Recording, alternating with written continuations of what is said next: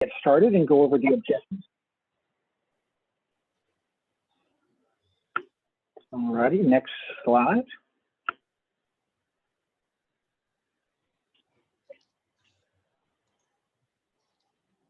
Alrighty, the next slide I'm waiting on. There we go. All right, so just to go over what we're going to be covering today, first of all, we're going to give everybody the opportunity to do some introductions for our team.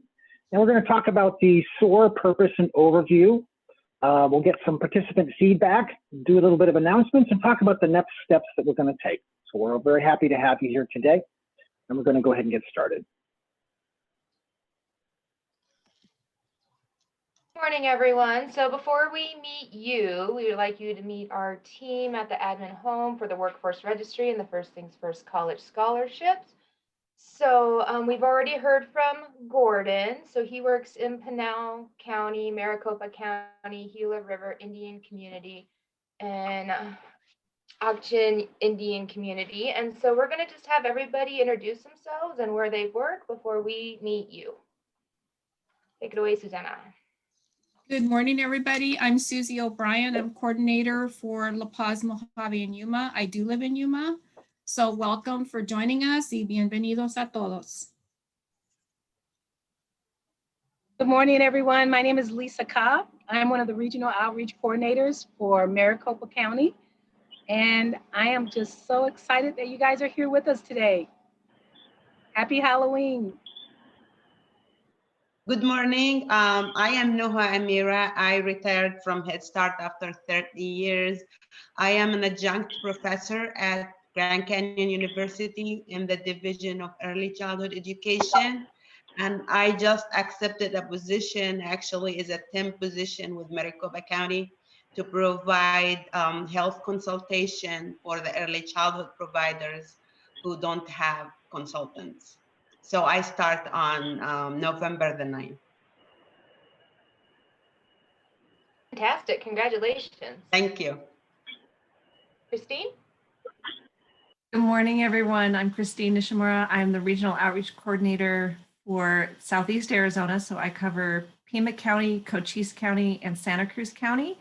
And I also cover the Tohono O'odham Nation and the Pasquayaqui tribe.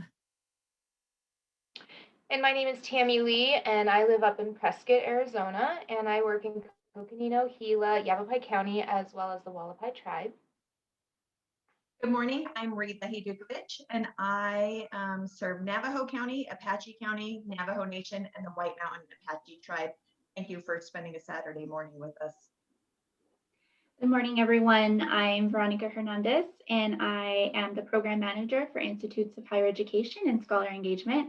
And I'm also a Regional Outreach Coordinator serving Graham-Greenlee County, as well as the San Carlos Apache Reservation. And not here with us this morning is our fearless leader, Mark Becker, who is the Associate Director of the Workforce Registry and the First Things First College Scholarship. So this is your outreach team for the scholarship as well as the registry. And now that you've met us, we're going to go ahead and let you introduce yourselves. We're going to have a little bit of an icebreaker in the process of meeting you. So my colleague Riva and I'm going to be creating a word cloud based off of one word that you could say describes a leader to you. And Riva is going to go down through our participant list and call you by name. And when she says your name, we would love to hear your name again. Make sure we get you marked on that attendance roster, right? What town and city that you live in, and just give us one word that you would use to describe a leader.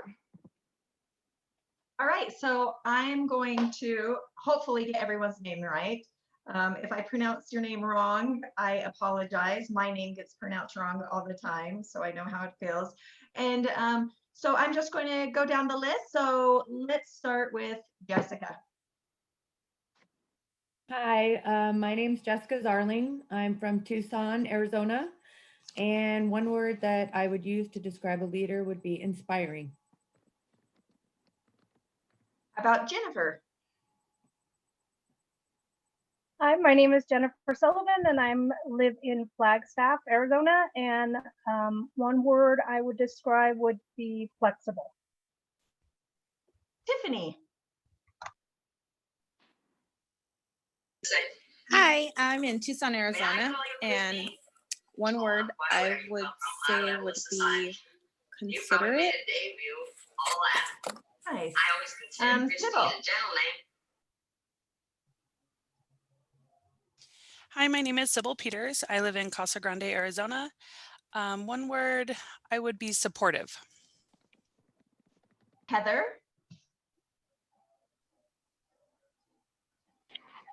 Hi, my name is Heather Gray. I'm in Sholo, Arizona. And one word I would use is collaborative. All right. Is it Sharika?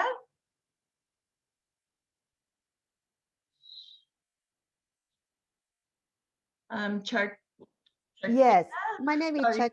Can you hear me? Yes. Okay, my name is Chakriya, and I live in Mesa. The word that I describe for the leader is responsibility. And we have another Jessica. It's Jessica C, right? Yes, good morning. My name's Jessica and I live in Goodyear, Arizona. One word I would use to describe a leader is a motivator. And Nua, I think you already, if you could go again and just give us your one word. Yeah, my name is Nuha Amira. I live in Scottsdale, Arizona, and I describe the leader as a servant leader. Servant. All right. Did I forget anyone? I think that's everyone. All right, Tammy. I think we have an Anastasia. Did Anastasia go?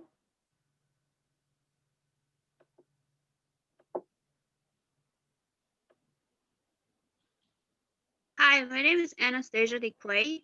I live in Wyver, Arizona, and one word I would describe a leader is respectful.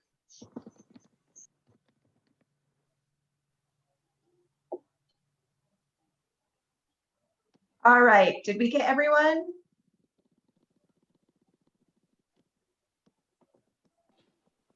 I think so. Yeah, I think we're good. Perfect. So with the words that you have given us to describe a leader, in the background, it's fun with virtual, we created a word cloud with the words that you used. Oh man. You know, that's what the fun part about technology is if you make it too big or it didn't fill very well. I'm just gonna have to play it off at this point. It was a fun idea. Let's see. But many of the words that you said, you know, are things that we would like to address in supporting early childhood educators to also be within the work that they are doing with the littlest learners in our communities, in our regions, and really advocating for the field of early childhood education.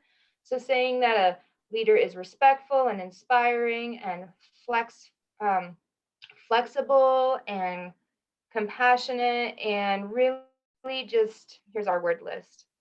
A motivator, you know, these are all things that we would like you to keep in mind for the duration of this PowerPoint. All right, I'll stop sharing and then I'll give it back to Veronica.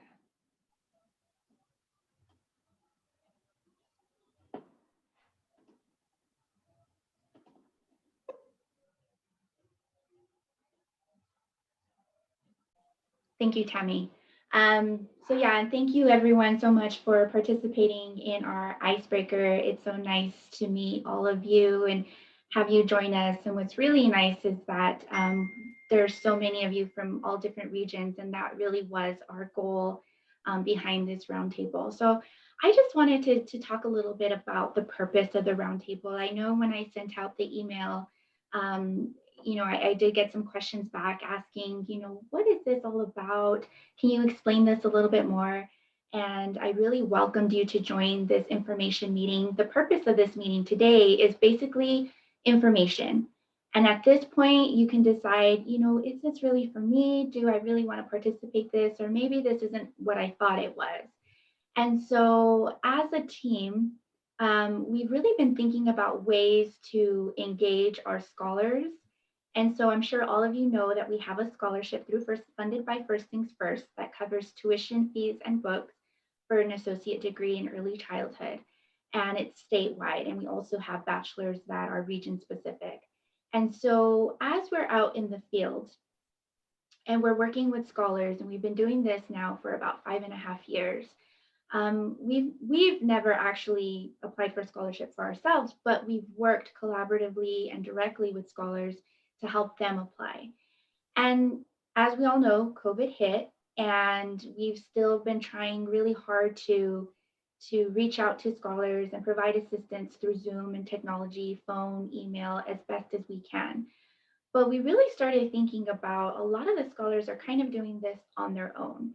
And we were thinking, like, how can we get their feedback of our process and really get their and give them an opportunity to give them a voice and share information and share their thoughts.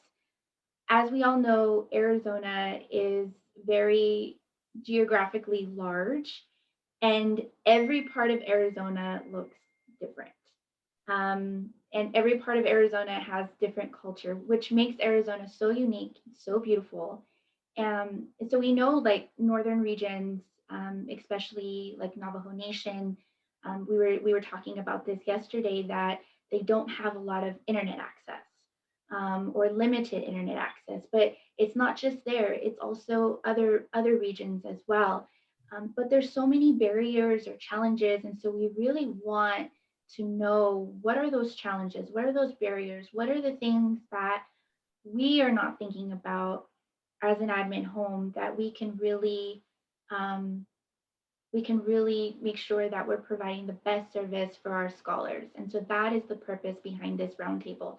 It's just a discussion. It's a way to hear the voices of those out in the region and doing the work. So we really were thinking about, what is this going to look like? And we had some back and forth talk as a team. And, we were thinking, how should the meetings be ran? Should we run the meetings? Should we make it kind of like a council, to where there are leaders and chairs and co-chairs? And, so we really wanted to get your feedback. So that's what we thought we would do today during this info session, is get your feedback of, where do you see yourself in this roundtable, in this SOARR project?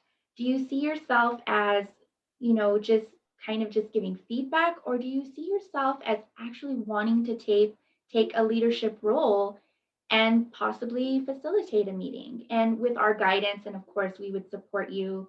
We would be present at the meetings. We would help with agenda items and work closely with all of you. We wouldn't just throw you into the fire, but we would really want this to be your project, your program. But we also don't want to force anything on you as well. So we really just wanted to know today, what is your comfortability level? Where do you see yourself? Do you have any ideas? And I'm going to allow you an opportunity to we can talk. It's a very small group. Originally, we had 42 or 49 emails that I sent out.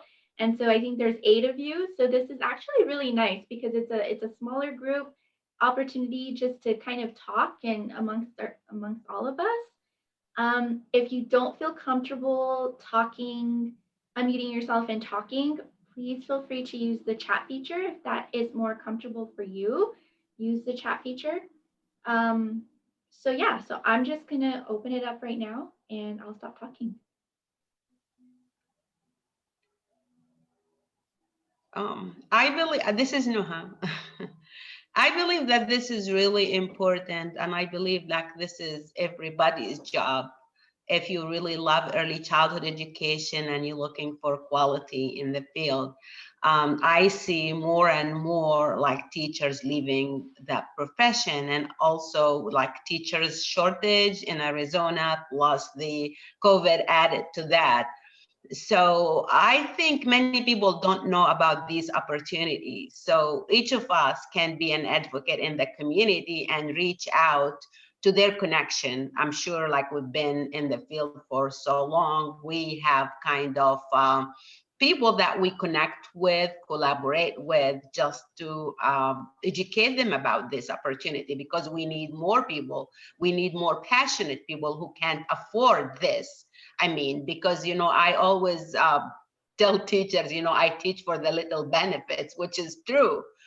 So we really need this, and I believe that this is really important, and I am very proud that I am part of this, and thank you for giving me the opportunity.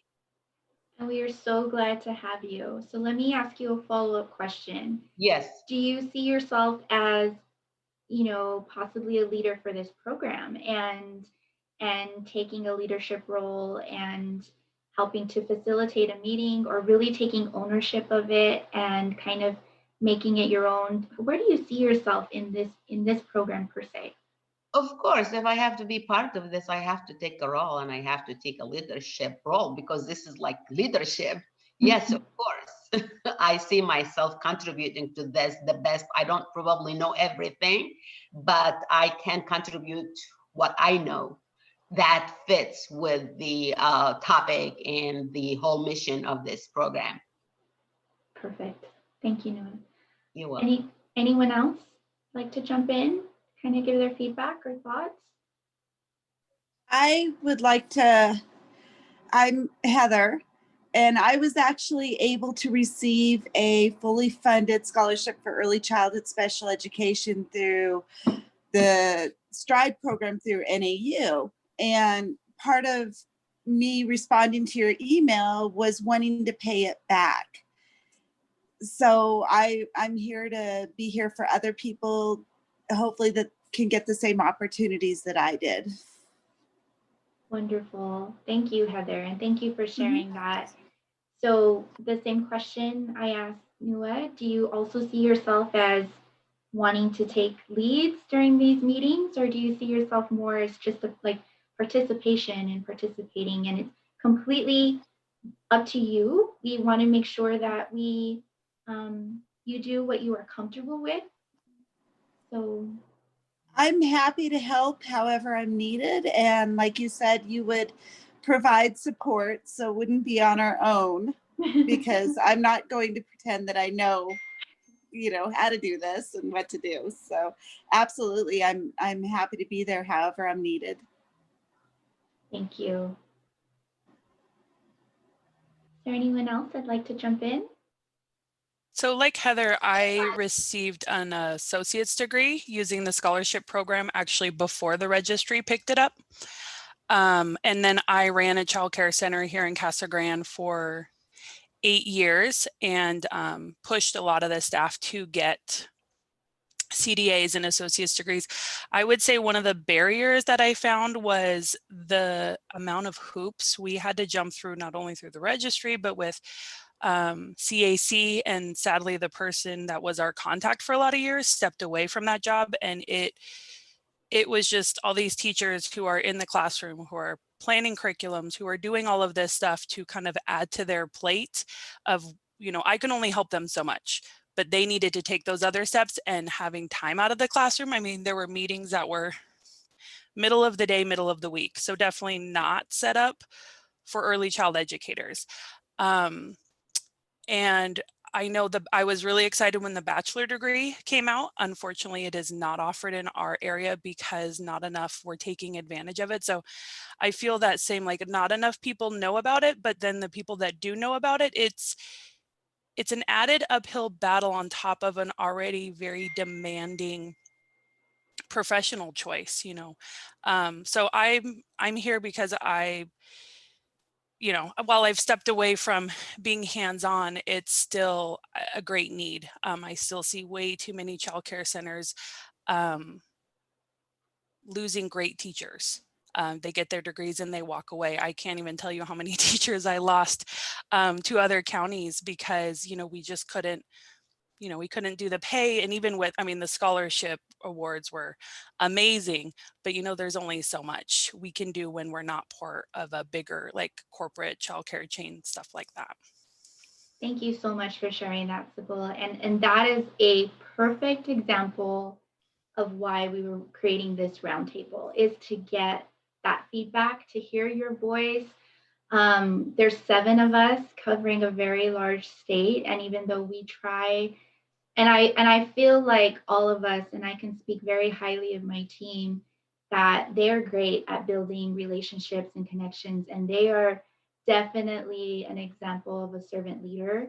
I can say that about each and every one of them. They really do try. But as you know, Arizona is very large, and there's only so many of us. There's 7. But that's why we need you. That is why we need this program. We need to hear that voice. We need, and I'm so glad you're a director and you have that perspective. And it's just a beautiful example of why we are creating this program.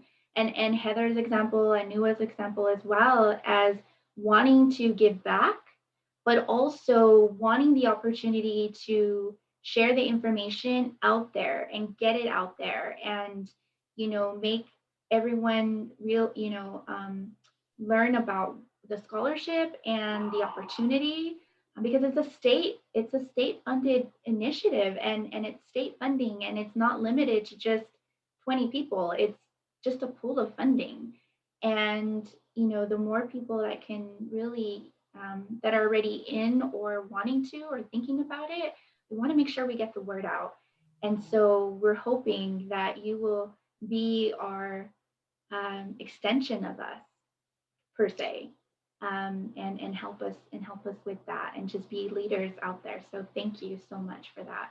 Yeah, one of the suggestions I would suggest is probably getting the word out is just random. I don't know how that works, but I believe, like, every program, I don't know now with the COVID, is like the rules and meetings are totally different, but would be effective if somebody goes out, volunteers to go out and speak at staff meeting and present about this program and provide the teachers, the assistants with the details, and provide like probably a PowerPoint and give them some more information, because sometimes people like hear about something but they're not sure, but when they see somebody speaks about it, when they are able to ask questions directly to the person who doing the presentation, will make a difference.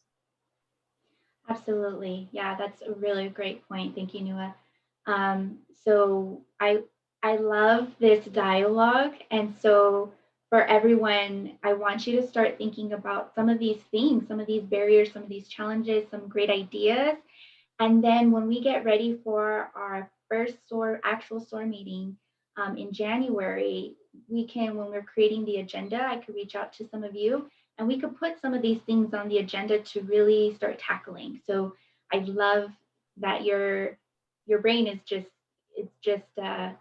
it's going, the wheels are turning, and it's absolutely marvelous. So thank you. Even if it has to be virtual, I mean, teachers can do it from home. So Absolutely. It will be coordinated with their leadership at Absolutely. whatever, program Yes. they work for, and they can do it from anywhere. Yes, absolutely.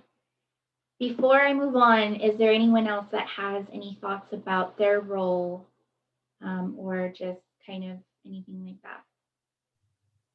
I think it's being able also to show them that there's a way to balance it all. I think just kind of really looking into yourself and seeing if this is a field that you enjoy and that you love, why not get the credit for it? Why not do the due diligence and get the education, which there is such a huge drive for right now, especially in our field. There's this big push that we have to have associates, CDAs, BAs, and I think just there a lot of people who have been in the field 10, 5, 10, 15 years, even starting, they kind of see that as discouraging. They're like, why am I doing this? I have all this going on. There's so much going on right now. So kind of looking at it as a way that they go hand in hand. So it's yes, you've been in the field, absolutely, but using it as an opportunity to really build on what they already have and making them that much more important to what they're doing and how they're doing it. And why not get that that awesome reward of having that degree, and that which a lot of us are needed to stay in the field and also hold these positions that are necessary. For me, myself, I was very fortunate that I was presented with the First Things First scholarship opportunity at the time that they were offering the master's included. So I took advantage of it right away and was very fortunate. So I was able to get my master's in early childhood through GCU. So I'm very grateful to, that I saw that this is an opportunity. And I just think of, at the time that I did it, I also had 2 coworkers in the same program who started the bachelor's with First Things First. So unfortunately in our area, the funding did run out for the upper degrees for bachelor's and master's, but it's still available for CDA and associates. But there really is so much, like you said, there's so much funding out there, there's so much availability that it's just, if it just means that they just need someone to kind of give them that push start, like you can do this, it's not as hard as you think it is. Yes, there's hoops where you got to get your transcripts, those types of things, but just the reward of it, of having that, to support what you're doing and to reestablish that love you have for what you do is just beyond. Thank you, Jessica. I just have to stop and say that I really needed this today. Like, you guys remind me why we do what we do. And I can hear and I can feel your passion for early childhood, for, for all of it, and for what you do, and for leadership. And I am beyond excited for this program. I mean, I was excited before, but now I'm like beyond excited. All of you are exactly what we needed, what we wanted, what we aspired to have. And I'm just beyond thankful. And I just love your passion, and, just continue to have that passion, and we're going to do great things. We're going to do great things. I'm very, very, hopeful and optimistic about this. So thank you for sharing that. So yeah. I would like to know is like, what did you use? How did you recruit people in the past? Because I'm hearing that, and I have, like, when I worked for the city, I had 4 of my coworkers attended the GCU for the special education part of the scholarship. And other people say, well, how did you know about that? I wonder, how did you recruit people for the program? Because if we're going to make suggestions, I really need to know. We don't want to like replicate whatever was done. So trying to find the new ways on how to spread the word for other people. Yeah, so we have 7 outreach regional coordinators who attend conferences and hold resource tables with information about the scholarship. We also meet one-on-one with directors, and we do presentations at centers. We also have the website, the azearlychildhood.org website, where we have information about the scholarship. We also work with CTE programs, the career and technical education programs at the high schools, and provide presentations there. We attend mostly all of the regional partnership council meetings with First Things First, and build connections, collaborations with the collaborative partners there. So all of the early childhood programs, we're able to then do outreach. I mean, we just, First Things First, Quality First programs, we connect with the Quality First coaches. We also connect with DES. So we are working with DES home providers, but also DES sites and centers. I mean, anything that we can think of, we try to be there. Community colleges, universities, and I'm sorry? Like community colleges as well, like Maricopa. Yeah. So that is my role as the program manager for Institutes of Higher Ed. I work directly with all of the Institutes of Higher Education, community colleges, universities here in Arizona, some out of state as well that we have partnerships with, and I collaborate with them. So yeah, I mean, we really do try to get the work out there. But like I said, Arizona is very geographically diverse. Oh, yeah. And so there's only 7 of us. So that's where you guys come in. and your voice and your thoughts and your perspectives, your ideas, your opinions. All of that is very important as well to us. So I am, just so I can be respectful of your time, I'm going to continue to move on, but the next slide talks a little bit about roles. So we'll get to that in a little bit more. So meeting frequency, just to give you guys some information, what we were thinking is we will have a meeting each quarter. So it'll be a quarterly meeting. So we will meet 4 times a year. So if you decide to stay on with the SOARR program, you'll have 4 meetings next year. We're going to start our first one in January, and then we'll move on from there. Meeting length will always stay within an hour. We know that all of you are super busy. You have, you probably wear more than one hat. You work full time. Some of you may be going to school. Some of you have families. Some of you may have more than one job.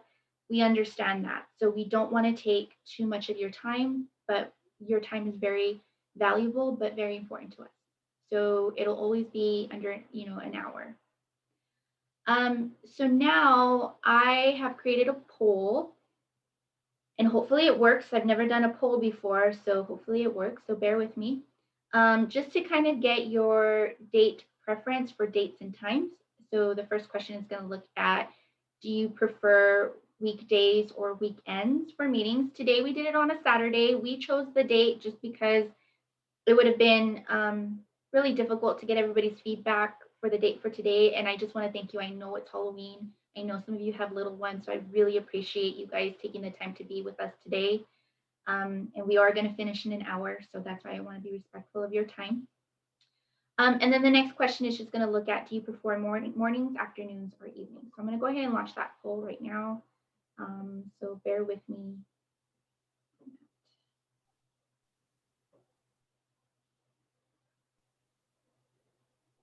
Okay, does everyone see it? I do. Okay, cool.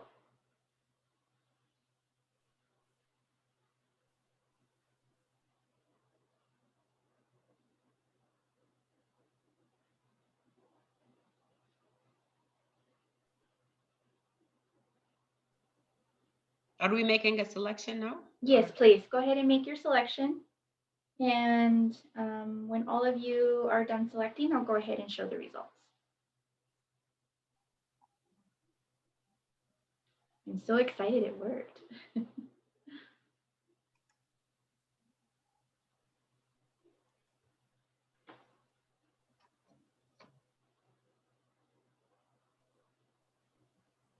I think I'm just waiting for one more. Okay. So I'm going to share the results. Does everyone see the results? Yes? Okay, so it looks like most of you prefer weekends and most of you prefer the morning. Okay. And any days of the week that are not good, and this was multiple choice, so Mondays are really bad. I feel like Garfield, like I hate Mondays. I do too. Not my favorite. Okay, so thank you so much for doing this quick poll. So I do want to mention, if you're that one person or that weekend wasn't good, I'm going to say that we will, and you still want to participate in the program. We will always record, and we will always have like a like an evaluation, not evaluation, but like a follow-up questionnaire. So if you couldn't attend for any reason, and this is part of the member commitment as well. So we really encourage you to try to make all 4 meetings. For any reason, we know life happens, right? So if we have one scheduled in January and something came up, you got sick, your child got sick, they called a mandatory meeting at your work, whatever it is, we're not going to kick you out of the program. Life happens, and we understand that. So we ask that we're going to record the meeting. We'll send you the recording. We'll send you the follow-up questionnaire. We only ask that you watch it, submit the questionnaire with any feedback, and then that's also a way that you can participate. Okay, so please don't feel pressured, but we strongly encourage it, because I love to hear your voices, and it's just different participating, and virtually we can't do it in person, but I do want to say that you see our backgrounds, and we are going to create one for all of you. If you decide to stay on, you'll officially be a SOARR member. So I'm going to put my creative style on, or maybe I'll get one of my team members who's a little bit more creative than I am, and we will create a background for you and all of that. So yeah, so thank you so much for participating in that poll. So we talked a little bit about roles and the vision for the program. So I know one of you also wanted to speak up. So I think it was you, Heather. I don't want to put you on the spot. I think it was Heather. So if there's anyone else that wanted to say anything. Hi, I just wanted to, it was kind of feeding off what somebody else was saying. I was able to learn of the program through MPC here in Show Low. I am currently a special education teacher at a school. We had quite a few paraprofessionals and other people that were able to go through the MPC program. It was a meeting that First Things First had held there, and attending that meeting, that's where I learned about the NAU scholarship to get my master's degree. But it's just really a fabulous program, and there's so many people that don't know about it. So being able to get out there and share and do what I can to maybe let somebody else experience what I was able to, and the gift that I was given. Thank you, Heather. Yes. And that's all. So I'm not sure if all of you know, so when you apply for a scholarship and you are approved and you receive the scholarship, it's a requirement. It's called the service engagement commitment, is you would engage and do one thing each year. So if you are part of the scholarship, the First Things First College Scholarship right now, if you are a scholar, this program will actually serve as that engagement piece. So it meets that qualification, that criteria. Okay. But yeah, because First Things First, they want you just to give back in some way to the community, to the early childhood community. And it's not much that they ask for. But I love that you are so willing to do that. So with these questions, I want you just to, and you'll also receive a copy of this recording, even though you are here. I'm just going to send it out to everyone. I want you to, from today until our next scheduled meeting, I want you to really start thinking about some of these questions.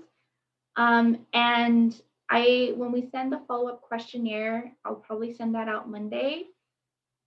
And we're going to give you at least a week to complete it. I really want you to think about these questions and then respond in that questionnaire. I think we put a section for comments or something like that. And I really want you to indicate on there where you see yourself as this role. So that way we can really think about, the facilitation of the meeting and things like that, okay? So we'll definitely be in contact. So where do we get more information about the scholarship program? Yeah, like the awards and all kind of things, because I really need to have that knowledge. I know about it, but it's general information. I don't know the specifics, the details. Yeah, absolutely. So in like the next couple of slides, Lisa Cobb is going to talk about announcements. And she's going to mention briefly about the scholarship as far as flyers and things like that we'll be sending you. Okay. It's next. All right, guys. So can you hear me okay? Hi, Lisa. Hi, can you hear me? Each other, yes. Good. Okay, so the scholarship period for spring is now open for 2021. So it's good to apply early and not be pushed and rushed when you get into your classes. So please share that the scholarships are now open within the registry if they would like to apply for spring. The bonus Application period is starting really soon. It's opening up on November the 2nd, and it will run through and May 28th at noon. So that's really important to keep those dates in mind because you don't want to miss out on being paid. Just to run through those bonus periods, anyone who has reached one of those educational milestones in the summer of 2020 can apply right away. You would receive $150 when you complete your first 6 credit hours, an additional $150 if you've completed your CDA, or an additional 6 credit hours in those educational degree pathways that we've described.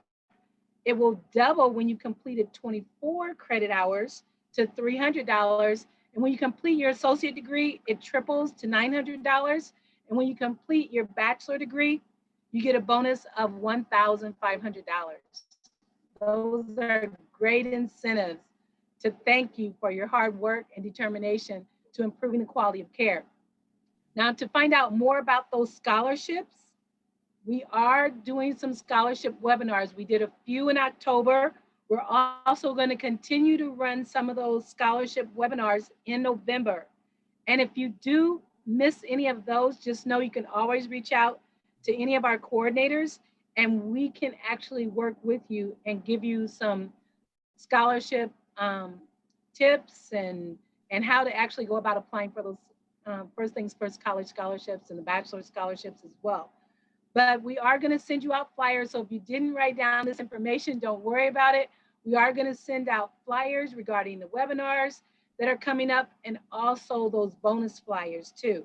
So if you need additional information, remember we have a great team of coordinators, myself included, that can reach out and help you. They're located in every region.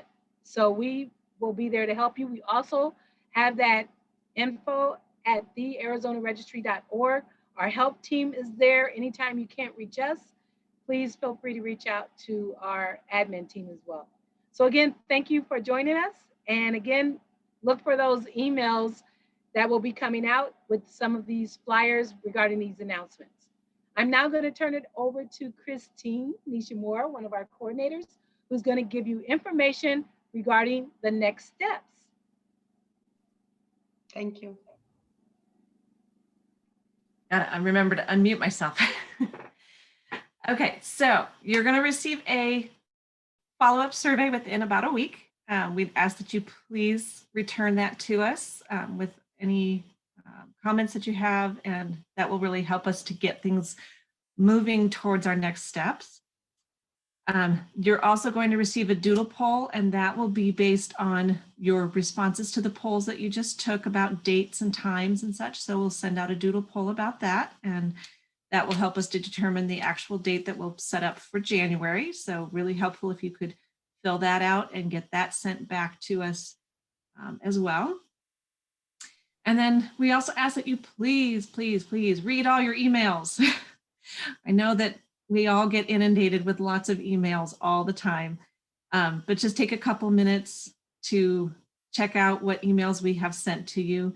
And if you haven't checked your email box within your registry account, check that out too, because you may have messages in there that you didn't know about. So that's always a good place to keep on track of.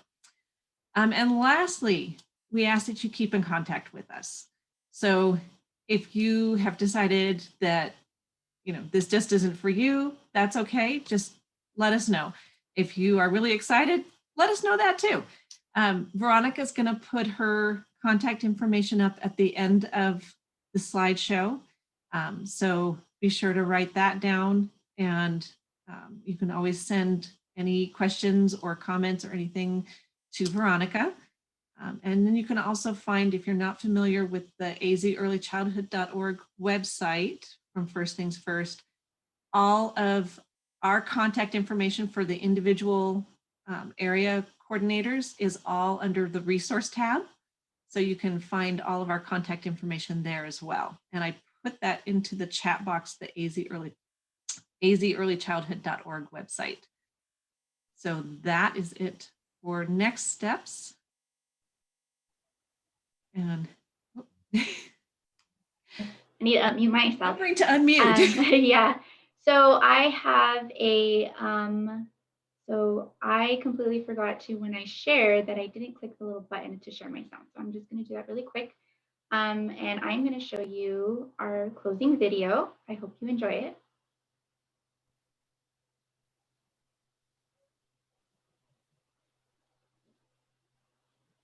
Do you guys see the video? No? Okay, hold on.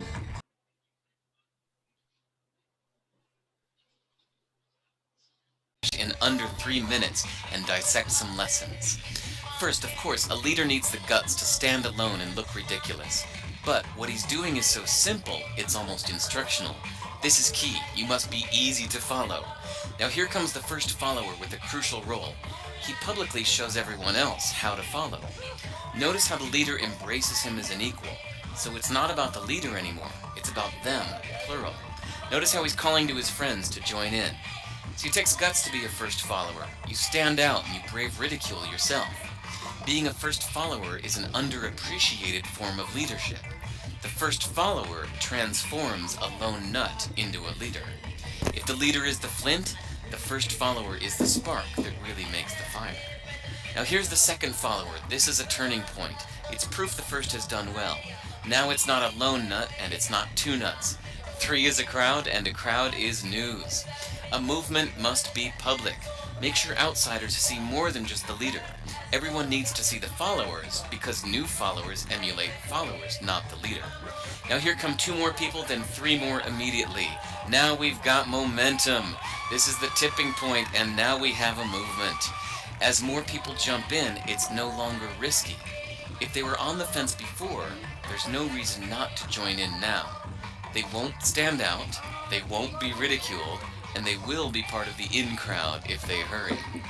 And over the next minute you'll see the rest who prefer to stay part of the crowd, because eventually they'd be ridiculed for not joining.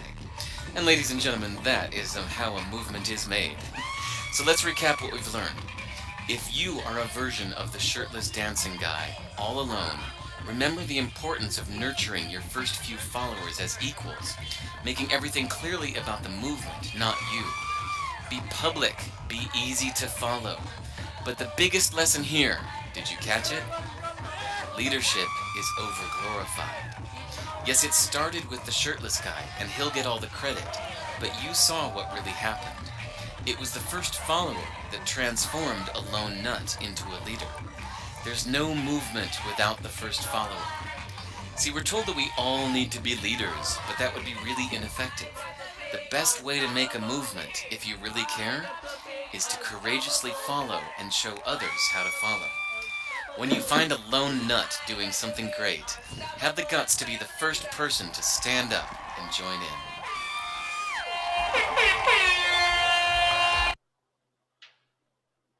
I hope you enjoyed that video. I'm going to share my screen again really quick. So that really leaves us with what we're doing here, and what you're doing is a lot of you stepped up to be leaders in the field of early childhood, and I felt your passion today. I felt what you were talking about, and obviously there has to be a passion for children, and so hopefully you will have followers to also build that passion and love for children and early childhood. And so that's what a movement is. And hopefully we're creating a movement, and you're creating a movement out in your region, in the field. So that's why we wanted to end with that video. I hope you enjoyed it. It's pretty fun. So Christine, are there any questions in the chat? Or if you guys have any questions, we have a few minutes to answer a couple of questions. There's nothing in the chat currently that hasn't already been answered. Cool. So are there any questions right now that you can think of? I have one. I want to make sure I understand the flyers that she was talking about. Okay. Is that something, when we receive them, we can just pass them out? So for example, like at school, if we get flyers about information about the scholarships, I can send them with parents or with other paraprofessionals or things like that. Is that? Yeah, what I I understand? mean, feel free to distribute the flyer, absolutely, if you want to email Okay. it out to your contacts. And what I'm kind of gaining, and you guys can let me know if I'm completely wrong, is, maybe we can, the first part of the meeting in January, we can briefly go over the scholarship and the bonus program. Would that be helpful for you guys? Because I know that some of you said that you were scholars in the past.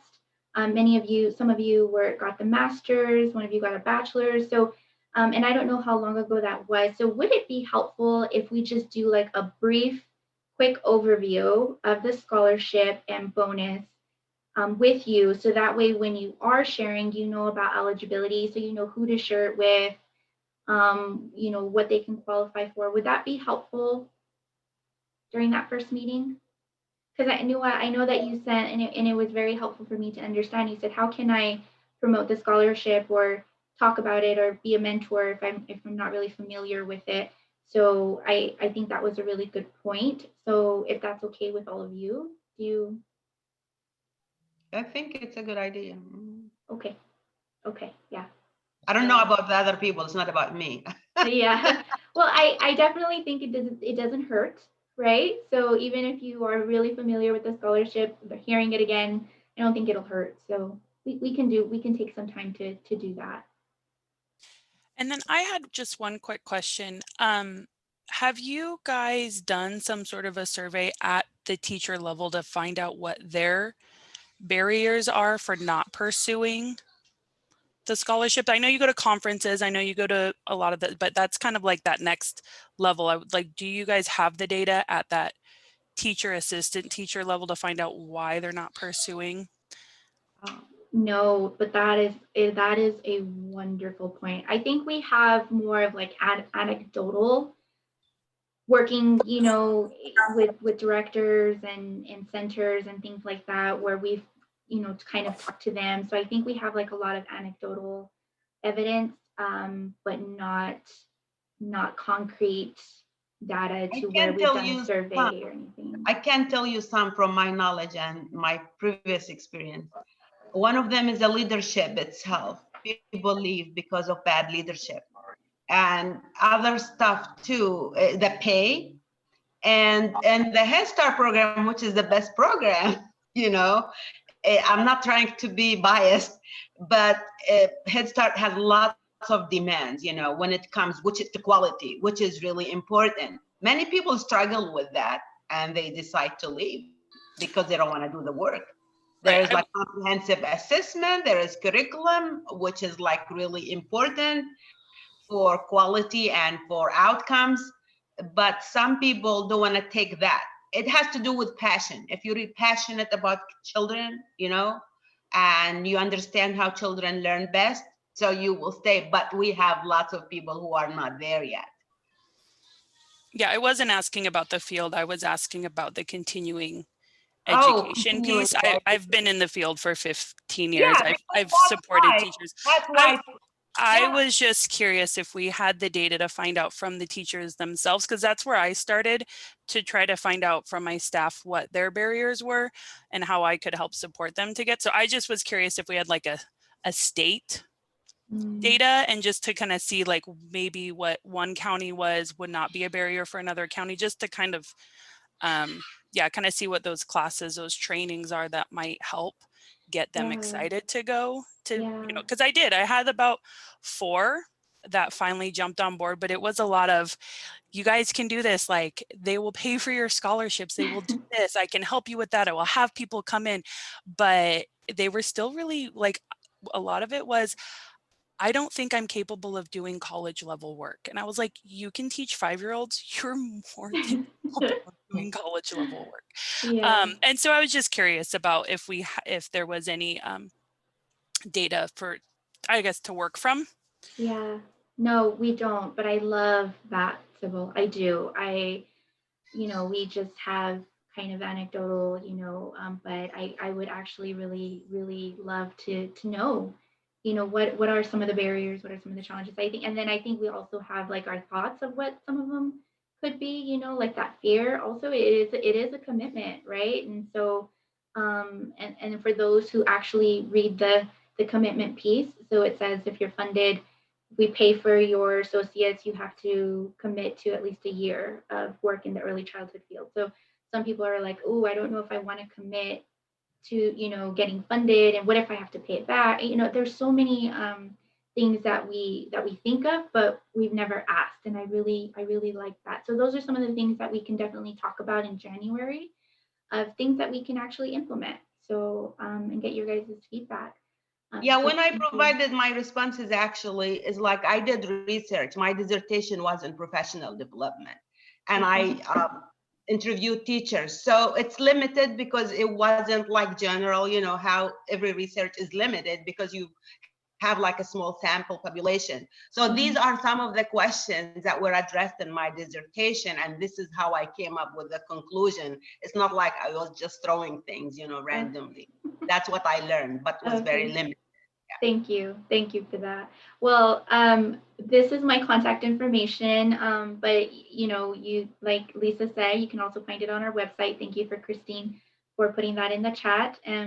And you're also going to get a copy of this PowerPoint as well, so you'll have my contact information there. Please, like Christine mentioned, look out for that doodle poll. Gordon's going to make sure that you get credit in the registry, so make sure that you have a, you know, that you're active in the registry. But I promised you we'd be done in an hour, and it is 11. We are done. All right. Thank you. Thank you guys so much for spending your Halloween morning with us. Have a wonderful weekend. We will see you hopefully in January. And happy holidays, everyone. Stay Same safe. to you. Nice meeting everybody. Thank you. Bye. If I can just have Bye, my everybody. team stay on. Have a great weekend. You too. Bye, everyone. Bye, everybody.